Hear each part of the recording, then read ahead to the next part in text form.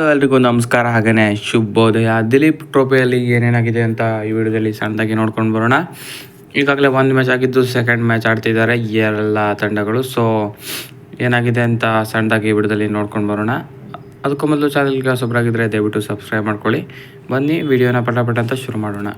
ಮೊದಲೇದಾಗಿ ಹೇಳಬೇಕು ಅಂದರೆ ಇಂಡಿಯಾ ಎ ಮತ್ತು ಇಂಡಿಯಾ ಡಿ ಮ್ಯಾಚ್ನಲ್ಲಿ ಏನೇನಾಗಿದೆ ಅಂತ ನೋಡೋದಾದರೆ, ಇಂಡಿಯಾ ಎ ಫಸ್ಟ್ ಇನ್ನಿಂಗ್ಸು ಮೊದಲು ಬ್ಯಾಟಿಂಗ್ ಮಾಡ್ತಾರೆ. ಸೊ ಅವರಿಗೆ ಆರಂಭ ಚೆನ್ನಾಗಿ ಸಿಗಲಿಲ್ಲ. ಆರಂಭಿಕರಾಗಿ ಅಗರ್ವಾಲ್ ಮತ್ತು ಪ್ರಥಮ್ ಸಿಂಗ್ ಅವರು ಬೇಗ ಔಟ್ ಆಗ್ತಾರೆ. ಅದಾದ ಬಳಿಕ ಬಂದ ತಿಲಕ್ ವರ್ಮಾ ಅವರು ಕೂಡ ಔಟ್ ಆಗ್ತಾರೆ. ರಿಯಾನ್ ಪರಾಗ್ ಅವರು ಅಗ್ರೆಸಿವ್ ಅಪ್ರೋಚನ್ನು ತೋರಿಸ್ತಾರೆ. 29 ಬಾಲ್ನಲ್ಲಿ 37 ರನ್ಗಳನ್ನು ಹೊಡೆದು ಬಿಡ್ತಾರೆ. ಸೊ ಚೆನ್ನಾಗಿ ಆಡ್ತಿದ್ದ ಅವರು ಕೂಡ ಹರ್ಷದೀಪ್ ಸಿಂಗ್ ಅವ್ರಿಗೆ ಔಟ್ ಆಗ್ತಾರೆ. ಹೀಗೆ ಒಂದಾದ ಮೇಲೆ ಒಂದರಂತೆ ವಿಕೆಟ್ಗಳು ಬೀಳುತ್ತಾ ಹೋಗುತ್ತದೆ.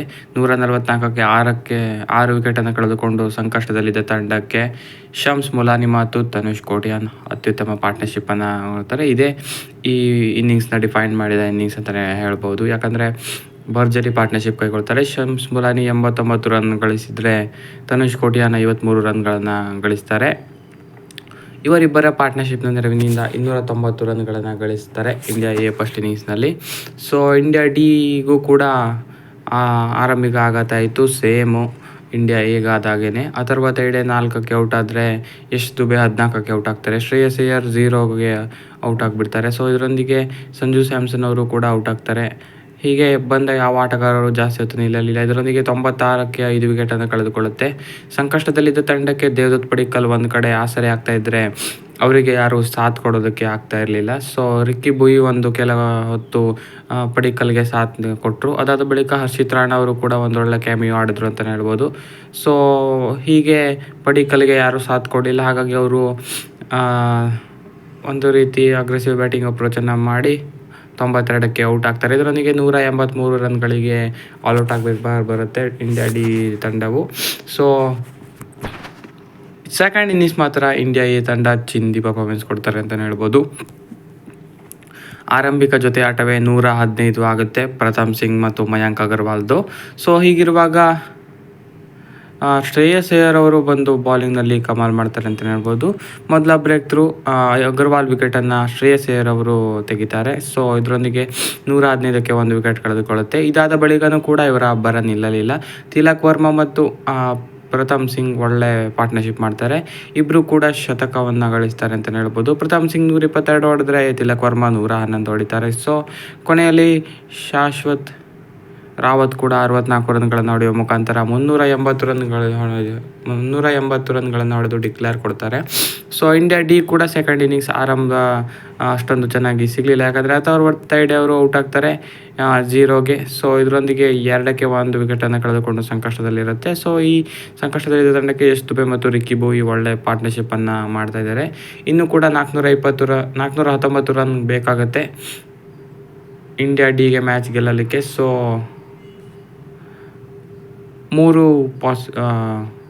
ಪಾಸಿಬಿಲಿಟಿ 2 ಬರೋದು ಜಾಸ್ತಿ ಇದೆ ಅಂತಲೇ ಹೇಳ್ಬೋದು. ಯಾಕಂದರೆ ಇಂಡಿಯಾ ಡಿ ಡ್ರಾ ಮಾಡ್ಕೋಬೋದು, ಇಲ್ಲ ಇಂಡಿಯಾ ಹೇಗೆ ಮ್ಯಾಚ್ ಹೋಗ್ಬೋದು ಅಂತ ಅನಿಸುತ್ತೆ. ನೋಡೋಣ ಏನಾಗುತ್ತೆ ಅಂತ. ಇನ್ನು ಮತ್ತೊಂದು ಮ್ಯಾಚ್ ಕಡೆ ಬರೋದಾದರೆ ಇಂಡಿಯಾ ಸಿ ಮತ್ತು India B match. India C ಮೊದಲು ಬ್ಯಾಟಿಂಗ್ ಮಾಡಿ ಚಚ್ಚಾಕ್ಬಿಟ್ರು ಅಂತಲೇ ಹೇಳ್ಬೋದು. ಯಾಕಂದರೆ ಅಷ್ಟು ಚೆನ್ನಾಗಿ ಬ್ಯಾಟಿಂಗ್ ಮಾಡ್ತಾರೆ.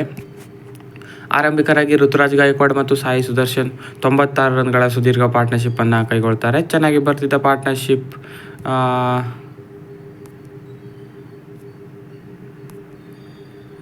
96ಕ್ಕೆ ಔಟ್ ಆಗಬೇಕು ಬರುತ್ತೆ. ಸಾಯಿ ಸುದರ್ಶನ್ ಅವರು ಕೂಡ ಅದಾದ ಮೇಲೆ ಔಟ್ ಆಗ್ತಾರೆ. ಸೊ ರಜತ್ ಪತಿದಾರ್ ಅವರು ಕೂಡ ಒಂದು ಕ್ಯಾಮಿಯೋ 40 ರನ್ ಗಳಿಸಿ ಔಟ್ ಆಗ್ತಾರೆ. ಅದಾದ ಬಳಿಕ ಒಂದು ಚಿಂದಿ ಪಾರ್ಟ್ನರ್ಶಿಪ್ ಬರುತ್ತೆ ಇಶಾನ್ ಕಿಶನ್ ಮತ್ತು ಇಂದ್ರಜಿತ್ ನಡುವೆ. ಇಶಾನ್ ಕಿಶನ್ ಅಬ್ಬರದ ಬ್ಯಾಟಿಂಗ್ ಮಾಡ್ತಾರೆ. ಅವರಿಗೆ ಇಂದ್ರಜಿತ್ ಕೂಡ ತಕ್ಕ ಸಾಥನ್ನು ಕೊಡ್ತಾರೆ. ಇಶಾನ್ ಕಿಶನ್ 111 ರನ್ ಗಳಿಸಿದರೆ ಇಂದ್ರಜಿತ್ 78 ರನ್ಗಳನ್ನು ಗಳಿಸ್ತಾರೆ. ಕೊನೆಯಲ್ಲೂ ಕೂಡ ಅತ್ಯುತ್ತಮ ಬ್ಯಾಟಿಂಗ್ಗಳು ಬಂತು. ಯಾಕಂದರೆ ಮಾನವ್ ಸುತಾರ್ 82 ರನ್ಗಳನ್ನು ಗಳಿಸಿದರು. ಸೊ ಕೊನೆಯಲ್ಲೂ ಎಲ್ಲ ಬ್ಯಾಟ್ಸ್ಮನ್ಸಿಂದ ಕ್ಯಾಮಿಯೋಸ್ ಬಂತು. ಸೊ ಇವರೆಲ್ಲರ ನಡುವಿನ ಪಾರ್ಟ್ನರ್ಶಿಪ್ನಿಂದ 525 ರನ್ಗಳ ಬೃಹತ್ ಮೊತ್ತಕ್ಕೆ ಆಲ್ಔಟ್ ಆಯಿತು ಇಂಡಿಯಾ ಸಿ ತಂಡ.